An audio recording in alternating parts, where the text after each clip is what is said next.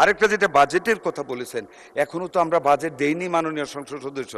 Wait and see what we give, what we spend.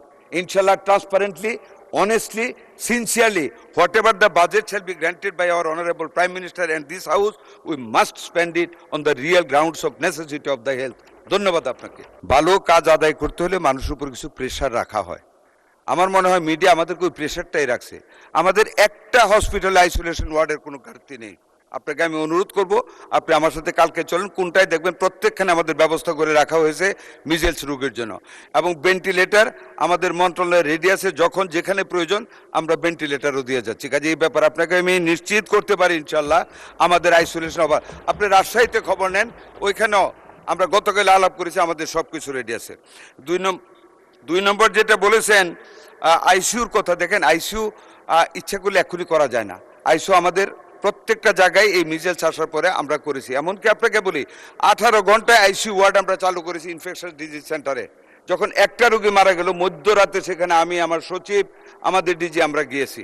মাননীয় প্রধানমন্ত্রী তদারকি করেছেন।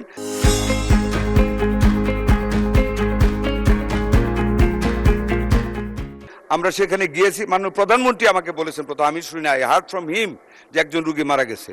কাজে ধন্যবাদ মাননীয় প্রধানমন্ত্রীকে ওনার বিচক্ষণতার জন্য। ওখানে গিয়েছি, ওই একটা আইসিইউ ইউনিট যেটা ক্লোজড ছিল, after the closure of the project of World Bank, that ICU had been closed by World Health Organization. আমরা 18 ঘন্টার ভিতরে ওই আইসিইউ খুলেছি, আমরা অ্যাটাচমেন্টে ডাক্তার দিয়েছি, আমরা নার্স দিয়েছি, আয়া দিয়েছি, অ্যানেস্থেশিয়ার লোক দিয়েছি এবং পরিপূর্ণভাবে চালু করেছি। আপনি জানেন রাজশাহীর কথা, 11 দিনে 33টা বেবি মারা গিয়েছিল।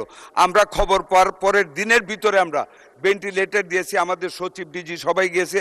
আমরা সার্বক্ষণিক যোগাযোগ রেখে ওইটা আমরা মানে আইসিইউ ইউনিট খুলে আমরা একদম ফুললি ফার্নিশড করেছি। আমাদের রুগী এখন একটা আল্লাহর রহমত কোনো ক্যাজুয়ালিটিস নেই।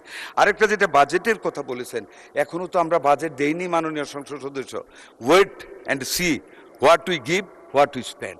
Inshallah, transparently, honestly, sincerely, whatever the budget shall be granted by our Honorable Prime Minister and this House, we must spend it on the real grounds of necessity of the health. ধন্যবাদ আপনাকে।